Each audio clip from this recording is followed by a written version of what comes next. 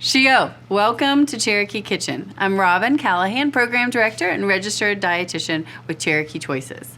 Cherokee Choices is a chronic disease prevention program for the Eastern Band of Cherokee Indians under the Public Health and Human Services Division. Today in our kitchen, we have a very special guest, Miss Lucille Wolfe. Thank you, Lucille, for coming today. And Lucille is with the Birdtown community and also a member of the NAIWA Women. So her passion is cooking, and today we get to have some Lye Dumplings. So welcome. Thank you. My mother taught me how to make Lye Dumplings. I moved in with her, and this has been about 10 years ago. She's been gone 2 years. She was 97 when she passed.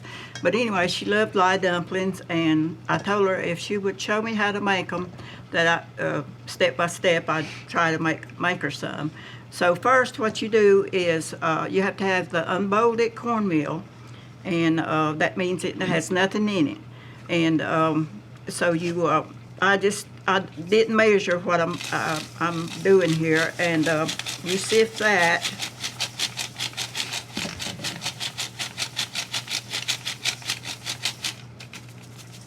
And where do you normally find your unbolted cornmeal at? The IGA stores carry it, and then there's a couple of people I think on the reservation that sells it also. Arnold McMill on this one, and maybe Hillard Sneed. I think he sells it. But we do a lot of bean bread and Lye dumplings and sweet potato bread. And I've sifted the cornmeal, and I have this much in the, and then I'm going to put a little bit of baking soda in it, and not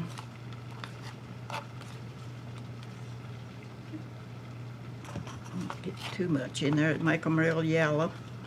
So it looks like just if you're one of those that measure at home, it looks like maybe a half a teaspoon at most, because you said for that amount of cornmeal. Yeah. And some people they would be making a big bowl of this, and you take your water has to be a rolling boil. It can't just be about to boil it. And you don't want to get too much water in them, or they'll fall apart. And if you don't get enough, they'll be too dry. So just enough where it's moist and all blended together, but not too mushy, liquidy. Okay.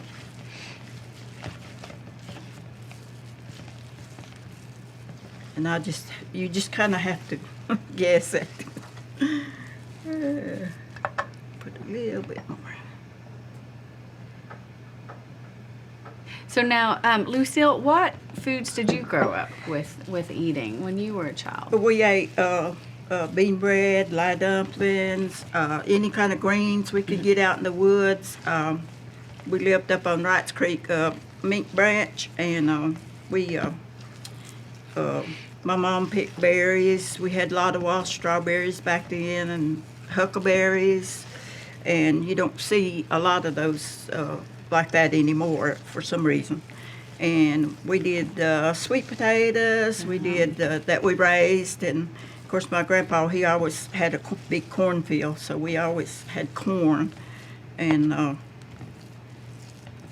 my great grandmother, she used to at 94, she would carry her corn, 2 bushels of corn on her shoulders, and take them to walk to the mill. And I think the mill was probably in Whittier.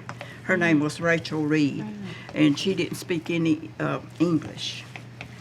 Okay, that looks like it's about ready. And then you have a bowl of cold water sitting here, and you have to dip your hands in that, and because this meal is hot. And then I'll turn this up for you just a little bit. Yes, it needs to be, There we go. Well, those definitely some of the healthiest foods that you can eat. So you didn't grow up with McDonald's and Burger King. No, we didn't right? have those restaurants in here. Yeah, all those wild greens and berries. And yeah, we you can wrap. I'm gonna wrap some of these in this tin foil while that water's coming back to a boil, and this will hold them together. I know with the bean bread, you know, they wrap it in hickory leaves or corn fodder.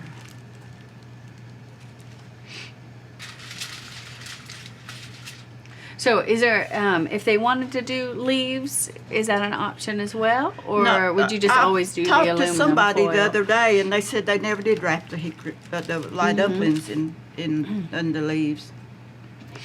So nutritionally, when we look at Lye Dumplings, so it is a carbohydrate, but the great thing is with using the unbolted cornmeal, it's a whole food. It's a non-processed food, so you have more nutrients, and then we're not adding all of this salt and sugar like we would a lot of processed refined grains have. So, you know, if you have diabetes, yes, it will make your blood sugar go up a little bit, but if just having a small amount along with some greens and maybe some baked chicken. Well, we always ate fat back and grease, but with our Lye dumplings and bean bread. But back then, everybody walked wherever they went, so they got a lot of exercise. They would eat this kind of food, but they walked everywhere they went. And my mother lived up, like I said, on Meat Branch, and she would walk to work at the hospital. She was a cook there. And so I'm putting a couple in here without the tin foil and a couple with. Last little bit. And this amount of meal that I had in here, and like I said, I didn't measure. And but you can, you know, and it's kind of cool off now. You make it look so easy. I'm gonna put 2 with tin foil and 2 without, and that's all the mixture I had made up. Wonderful. And you let that cook about 15 minutes, and I have some here that has cooked for about 15 minutes, and they're probably done. And you can see that it looks like I got too much baking soda in these, but they'll be all right to eat. So it should be a little bit lighter. It did hold together, though. It's nothing like doing it on camera, right? Right. And I have 2 without the tin foil, and then I have 1 with. Let's see. We'll take a shot of those right over here. Oh, there we go. Nice.